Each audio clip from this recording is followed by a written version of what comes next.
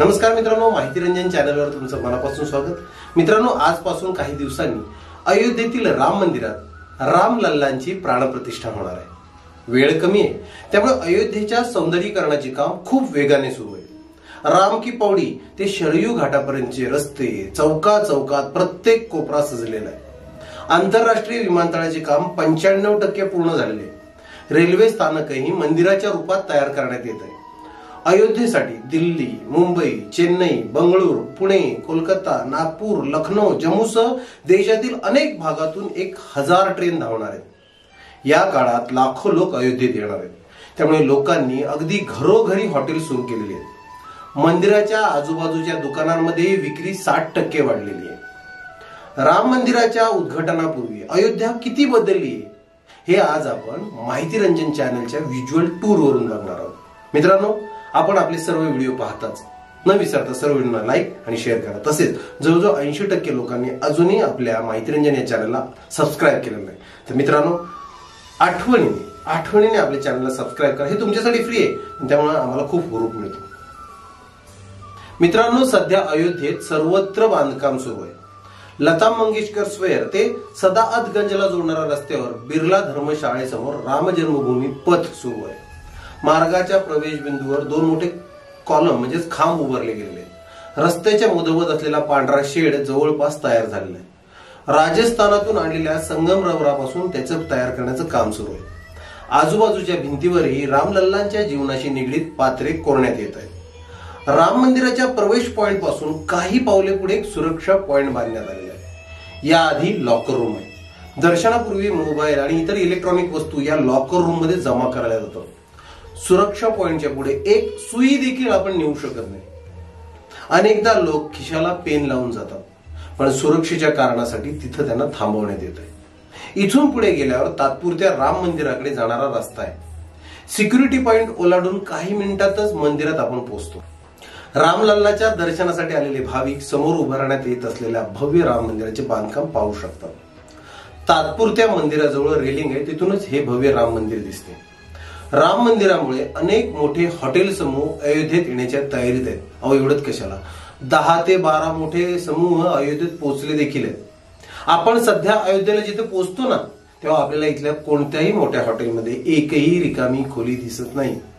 अयोध्येतील मोठमोठ्या हॉटेलांच्या आजूबाजूला मुख्य रस्त्यांवर ज्यांची घरे आहेत ना, त्यांनी आपल्या घराचे हॉटेलमध्ये रूपांतर केलेले आहे आणि तिथे आपल्याला एका दिवसासाठी 1200 रुपयांमध्ये खोली मिळतात।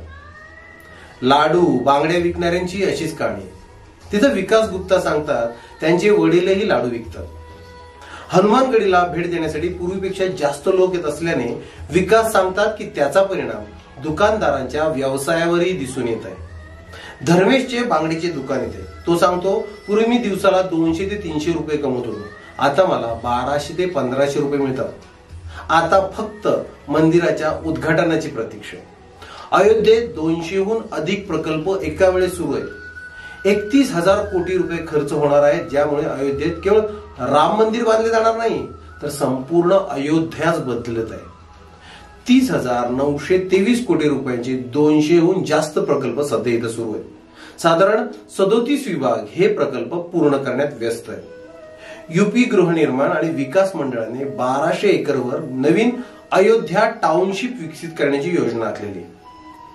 राज्य गेस्ट हाऊस, निवासी सदनिका याशिवाय इथे हॉटेलचे बांधकामही करण्यात येत आहे।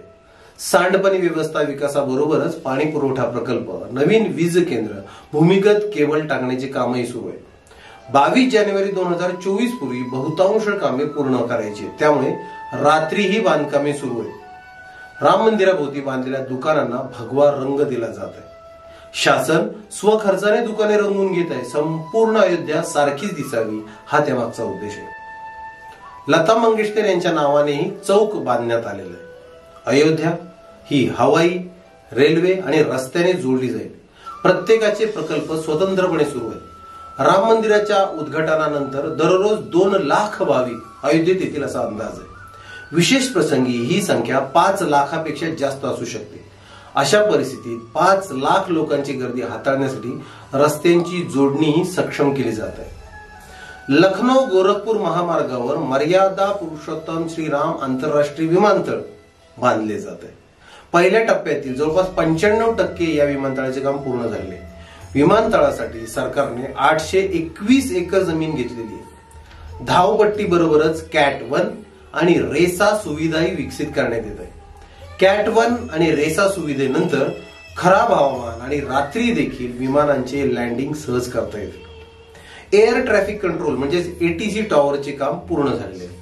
विमानतळाचा प्रत्येक भाग अशा प्रकारे तयार करण्यात आला आहे की प्रवाशांना येताच शहराची झलक पाहता येईल. सुरुवातीला 60 प्रवासी असलेली छोटी विमाने इथे उतरतील, पण 2025 पर्यंत विमानतळाचा अंतिम टप्पा पूर्ण झाल्यानंतर मोठी बोईंग विमानेही उतरू शकतील. रेल्वे स्टेशनवर साधारण 620 कोटी रुपये खर्च होणार आहे. विमानतळाचा विकास पाहून आपण अयोध्या जंक्शनला पोहोचतो. विमानतळानंतर शहरातील हा दुसरा मोठा प्रकल्प असणार आहे. त्याच्या विकासासाठी 620 कोटी रुपये खर्च केले जाणार आहेत. देशाच्या विविध भागांना अयोध्येशी जोडण्यासाठी रेल्वे सुमारे 1000 ट्रेन चालवणार आहे. अयोध्या कॅन्ट रेल्वे जंक्शन 2 टप्प्यात तयार केले जाणार आहे. जंक्शनच्या पॅसेंजर टर्मिनल इमारतीला राम मंदिराचे स्वरूप देण्यात आले आहे. पहिल्या टप्प्यात 3645 चौरस मीटर परिसरात 3 मजली इमारत बांधण्यात येत आहे. रेल्वे स्थानकावर स्वतंत्र ड्रॉप झोन तयार करण्यात येत आहे. खराब हवामानात प्रवासीही येथे राहू शकतील. 2 6 मीटर रुंद फुट ओव्हरब्रिज, निवासी गृहसंकुल, प्लॅटफॉर्म क्रमांक 1, 2 आणि 3 चे सुशोभीकरण, वसतिगृह, तिकीट या सर्वांच्या खिडक्या तयार करण्यात येत आहे. जंक्शनचे काम 2025 पर्यंत पूर्ण करण्याचे लक्ष्य आहे. राम मंदिराची कनेक्टिव्हिटी सुधारण्यासाठी राम जन्मभूमी मार्ग, भक्तिपथ, रामपथ, कॉरिडॉर 3 असे 3 मार्ग तयार केले जात आहेत. हे 3ही मार्ग पुढील महिन्यापासून पूर्ण होणार आहेत. यासाठी साधारण 1000हून अधिक कामगार रात्रंदिवस काम करत आहेत. रामपथ साठी 800हून अधिक घरे आणि दुकाने हटवण्यात आली आहेत. UP सरकार पंचकोसी रस्त्याचे रुंदीकरण करत आहे. ते अयोध्या शहराच्या बाहेरील भागातून जातो. या प्रकल्पासाठी 2600हून अधिक घरे आणि व्यावसायिक इमारती पाडण्यात आल्या. 5 ऑगस्ट 2020 रोजी अयोध्येत राम मंदिराचे भूमिपूजन पार पडले.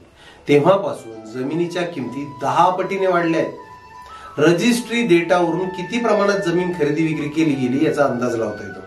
नोव्हेंबर 2023 मध्ये UP मध्ये सर्वाधिक महसूल अयोध्येतून आला आहे. प्रॉपर्टी ब्रोकर्सच्या म्हणण्यानुसार मंदिराच्या 5 ते 10 किलोमीटर परिघात असलेल्या जमिनींच्या किमती अनेक पटीने वाढलेल्या आहेत. 2000 रुपये प्रति चौरस फूट ते 18000 रुपये प्रति चौरस फूट या दराने जमिनी विकल्या जात आहेत. व्यावसायिक मालमत्तेत सुरुवातीपासूनच दर हा 4000 रुपये प्रति चौरस फूट आहे.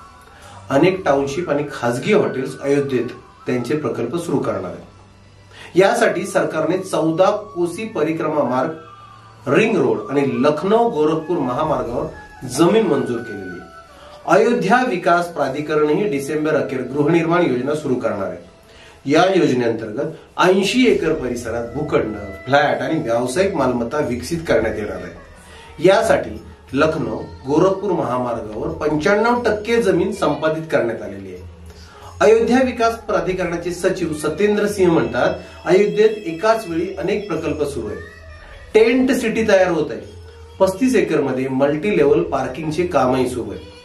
रामलल्लांच्या जीवनाशी संबंधित कथांवर वॉल पेंटिंग्स बनवली जात आहेत. 22 जानेवारीला होणाऱ्या अभिषेक पूर्वी ही सर्व कामे पूर्ण होतील. संपूर्ण मंदिर पूर्ण होण्यासाठी तुम्हाला माहिती का साधारण अजून 2 वर्ष लागतील. श्री राम जन्मभूमी तीर्थक्षेत्राचे सरचिटणीस चंपत राय आहेत. राम मंदिराच्या उभारणीची संबंधित प्रत्येक अधिकृत माहिती फक्त चंपत राय देतात.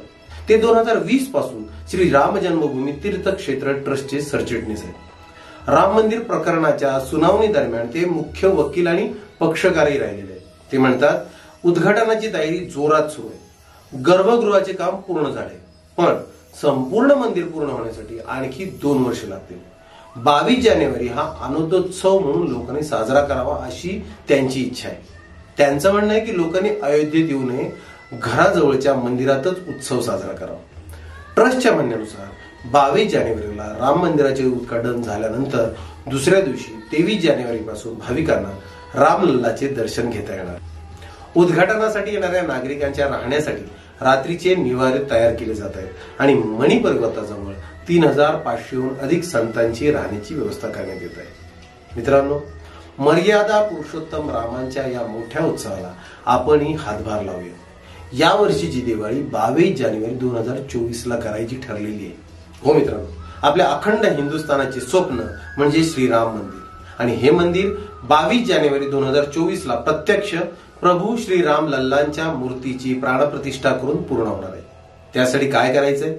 त्यामुळे प्रत्येक हिंदूने आपापल्या घरी आकाशकंदील लावायचे, आपले घर लाईट आणि माळांनी रोशन करायचे, घरासमोर आकर्षक रांगोळी काढायची, दाराला झेंडूंच्या फुलांचे तोरण बांधायचे, घरात खायला गोडधोड करायचे, लहान मुलांना फटाके आणून द्यायचे. मित्रांनो, जवळपास 350 वर्षांनी आपल्या प्रभू श्रीराम लल्लांच्या मंदिराचे निर्माण होत आहे. त्यामुळे प्रत्येक हिंदूंनी आपापल्या परीने हा उत्सव साजरा करायचा आहे, म्हणजेच दिवाळी साजरी करून प्रभू श्रीरामांना नमन करायचंय. हीच ती वेळ आहे हिंदूंची एकत्रित ताकद संपूर्ण जगाला दाखवायची. मित्रांनो, चला कामाला लागूया. जय श्रीराम.